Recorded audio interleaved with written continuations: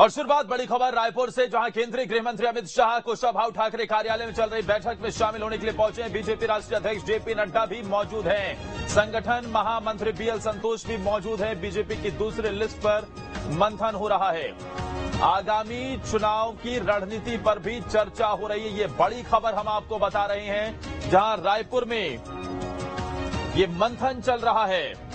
Bharatiya Janata party की एक बड़ी बैठक इसे कहा जा सकता है, जिसमें न सिर्फ गृह मंत्री अमित शाह बल्कि इस बैठक में बीजेपी के राष्ट्रीय अध्यक्ष जेपी नड्डा भी शामिल हैं। केंद्रीय गृह मंत्री अमित शाह कुशाभाऊ ठाकरे कार्यालय में यह बैठक चल रही है। बीजेपी के राष्ट्रीय अध्यक्ष जेपी नड्डा भी इस बैठक में मौजूद हैं, तो संगठन महामंत्री बीएल संतोष भी मौजूद हैं।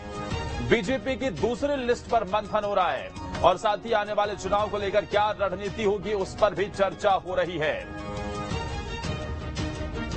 बीजेपी की पहली लिस्ट छत्तीसगढ़ में आ चुकी है। दूसरी लिस्ट पर अब चर्चा लगातार तेज है और ऐसे में यह कयास लगाए जा रहे हैं कि जल्द ही बीजेपी दूसरी लिस्ट भी जारी कर सकती है। इस बड़ी खबर पर ज्यादा जानकारी के साथ हमारे सहयोगी अंकुश सीधा जुड़ गए हैं। अंकुश, ये बैठक फिलहाल चल रही है, क्या जानकारी, कितनी महत्वपूर्ण?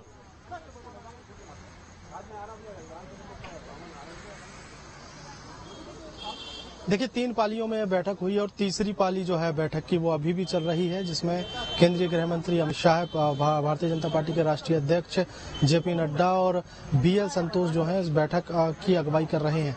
बैठक में भारतीय जनता पार्टी के छत्तीसगढ़ के जो पदाधिकारी हैं वो गिने चुने हैं। नेता प्रतिपक्ष जो है नारायण चंदेल, प्रदेश अध्यक्ष अरुण साव और इसके अलावा अगर बात करें तो पूर्व सीएम डॉक्टर रमन सिंह के अलावा बहुत कम ही नेता इस बैठक में शामिल हुए हैं।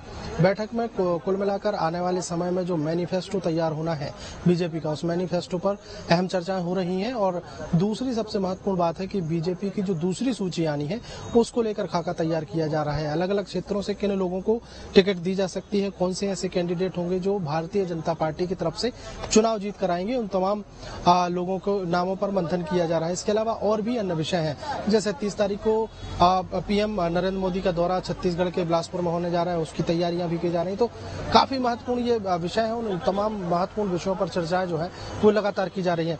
मैं थोड़ी सी तस्वीरें दिखाने के साथ साथ बताने की कोशिश करूंगा कि ये भारतीय जनता पार्टी का प्रदेश मुख्यालय है, प्रदेश कार्यालय है छत्तीसगढ़ का, जो जिसको कुशाभाऊ ठाकरे कार्यालय कहा जाता है। और इसी कार्यालय के अंदर जो है बैठकों का सिलसिला लगातार चल रहा है। और बैठकों में चूंकि केंद्रीय गृह मंत्री अमित शाह आए हुए हैं, इसलिए यहाँ पर फोर्सेज जो है वो तैनात की गई है। फोर्स का काम है यहाँ पर सुरक्षा देना।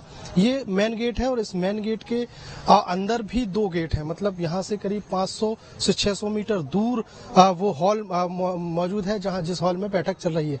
अब इस बैठक के मायने हम समझने की कोशिश करेंगे तो इसमें यही कहा जा रहा है कि टिकट को लेकर, मैनिफेस्टो को लेकर और मैनिफेस्टो में ऐसे कौन सी बातें जोड़ी जा सकती हैं जिससे सीधे तौर पर फाइट जो है वो बीजेपी के पाले में आ जाए, बीजेपी जीतती हुई स्थिति में बन जाए, अगर मैनिफेस्टो में ऐसे कुछ विषय शामिल किए जा सकते हैं। जो अभी चर्चाओं में ये भी बातें हैं कि शराबबंदी को लेकर भारतीय जनता पार्टी कोई बड़ा फैसला ले सकती है और जो शराबबंदी का वादा कांग्रेस पार्टी ने 2018 में किया था वो 2023 में बीजेपी अपनी तरफ से ऐसे कुछ वादा जो है अपने मैनिफेस्टो में शामिल कर सकती है। ये चर्चाएं चल रही हैं।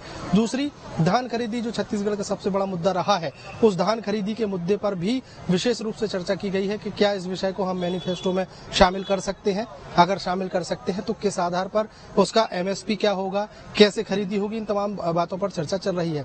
तीसरी सबसे महत्वपूर्ण बात यह है कि 21 प्रत्याशियों की घोषणा के बाद अब जो बाकी की बची हुई जो सीटें हैं वहां पर कैंडिडेट्स का चयन कैसे होगा, क्योंकि पूरे छत्तीसगढ़ में 90 विधानसभा सीट में 14 विधानसभा सीट ही ऐसी हैं जो बीजेपी के कब्जे में, बाकी सब पर जो है कांग्रेस का कब्जा है या फिर अन्य राजनीतिक दलों का कब्जा है। तो 45 जो बहुमत का आंकड़ा है उसको बीजेपी कैसे छू सकती है, उस पर तमाम मंथन जो है वो किया जा रहा है। इसी पर हर एक कदम भारतीय जनता पार्टी चाहेगी कि फूक फूक कर रखा जाए, क्योंकि जो राज्य भारतीय जनता पार्टी के पास 15 सालों से था, वहां पर कांग्रेस पार्टी सरकार बनाती है और भारतीय जनता पार्टी को यहां एक बहुत बड़ी हार झेलनी पड़ती है। वापसी कैसे होगी, उसकी रणनीति फिलहाल बनाई जा रही, कितनी कामयाबी होगी ये देखने वाली बात होगी। फिलहाल के लिए अंकुश आपका शुक्रिया तमाम जानकारी हम तक पहुंचाने के लिए। तो दूसरी लिस्ट पर भी मंथन हो रहा है। जिस तरीके से मध्य प्रदेश में